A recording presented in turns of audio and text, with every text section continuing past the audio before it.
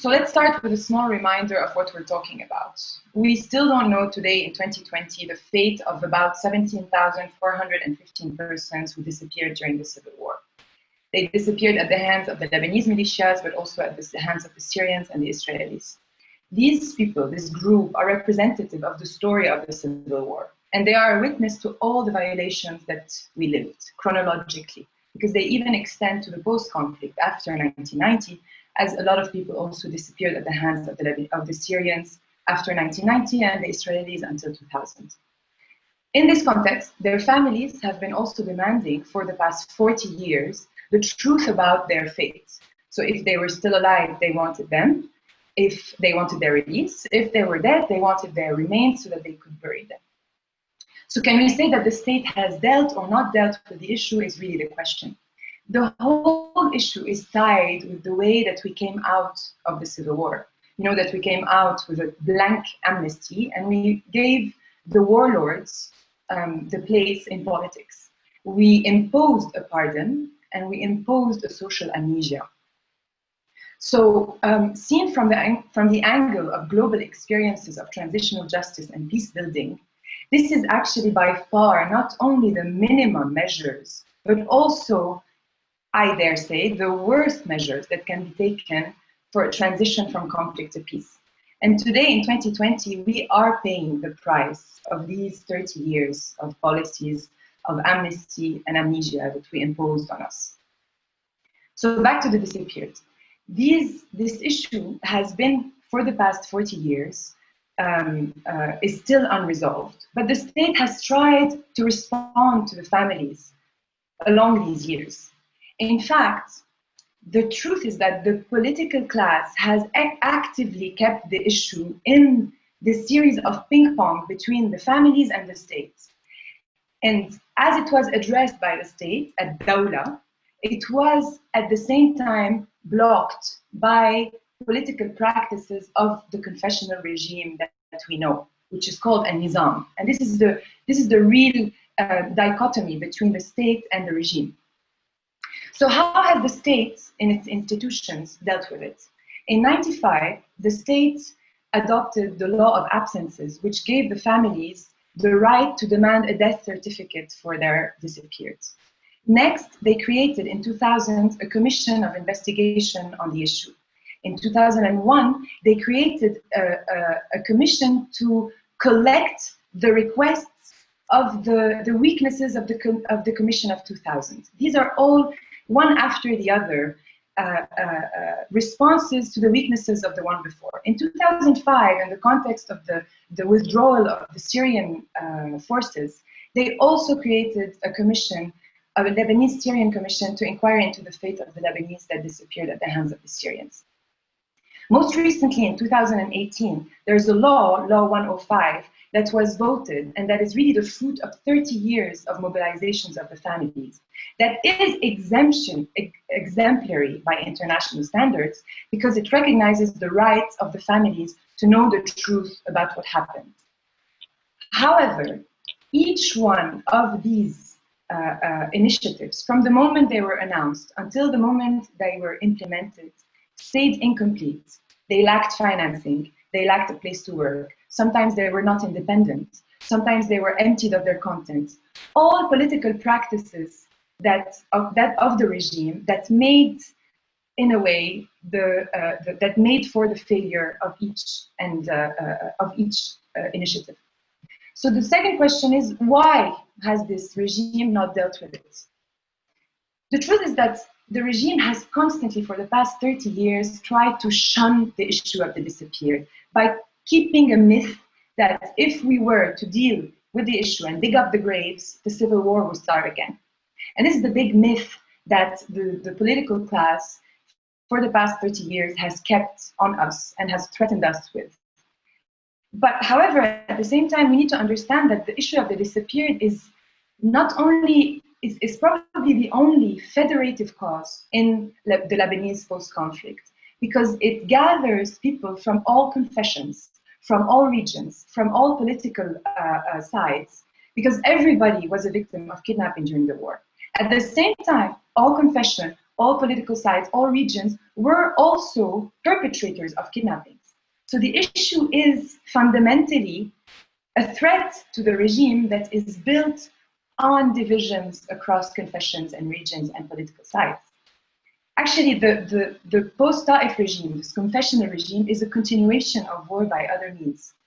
So it cannot deal with the war. It is we are in the same dynamics for the past 30 years. So this regime cannot deal with such a question, just as it was not able to deal with rewriting the history curriculum, just as it's not able to deal with any type of reconciliation or truth-seeking mechanism after the Civil War. So 2020 is a whole other ballgame, because it's the year that signals, with the revolution of 2019, the end of the Civil War as we know it, the end of this regime as we've lived it for the past 30 years, and thus a new beginning and hopefully a real resolution of the issue of the disappeared.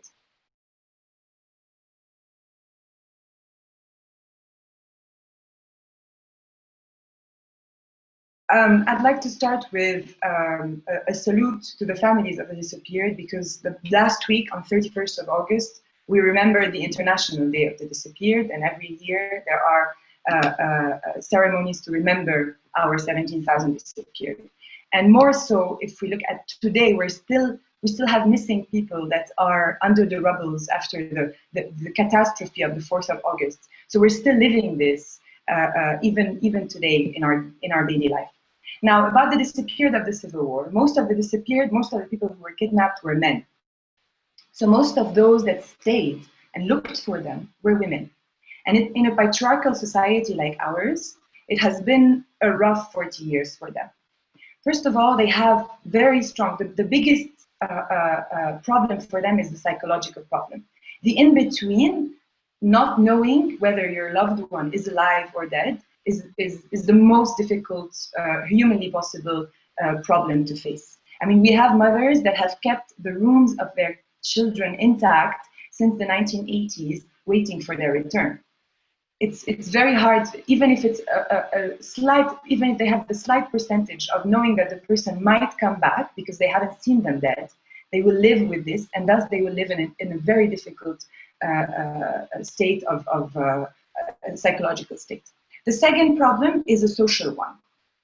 A woman who doesn't know if she's a widow or if she's still a wife cannot remarry, cannot build a new life, because socially it would be very difficult on her to assume that.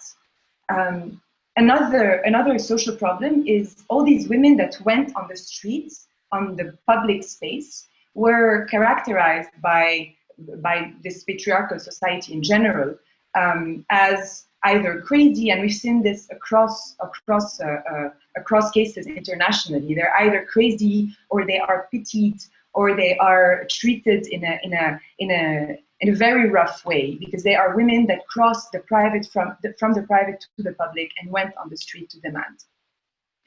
The third very difficult pressure to live with is the economic one. Most of these families lost their breadwinner. So women were not only put in a place of ensuring the role of mother and father, but also becoming the breadwinner of the family in a country where unequal pay, among many problems, is a very, very critical one. A fourth problem is the legal issues. So everything that has to do with disappearances or death are managed by the personal status law in our regime, as we know, in our system. So every case, each confession has a different definition and a different way of dealing with disappearances or with death or with the legal care of children in case there is an absence or a death of the husband. And this has been very hard on women to live. And last but not least, there is also an administrative problem. There are so many stories of women that are stuck in paperwork and bureaucracy, lives and families that were stuck in that. Women that couldn't open bank accounts for their children for decades, or close a phone subscription because the husband's signature was needed. and thus a death certificate would be needed because absences are not recognized. And this is what the 1995 law tried to resolve, but it did so to a very small portion of the families, because their demand was not to resolve administrative hurdles by giving a death certificate, but rather to find the truth about their loved ones. So these are problems that are lived on a group, individual or group level, but more on a more national level. The issue has been subject to monetization. The issue, some families have lost all their fortune by trying to buy out information from people that took advantage of them, telling them that they knew where their loved ones were. And more generally, so because of the regime's technique of shunning the issue, this issue has been portrayed by the general public as a dangerous one. I mean, people don't know enough about the issue of the disappeared for many reasons, but mainly because we never talked about anything that has to do with the war other than the close circles of civil society. So people don't know, and people actually, a big portion of Lebanese society actually believes, fell in the trap that if we talk about it, war will start again. And this comes back to our incapacity as a nation to deal with our past, to have dealt with our past since 1990. And again, 2020 and 2019, 2020 come again as a very high price to pay for a change that is inevitable in the way that we are going to look at our past after the series of crises that we're living will pass.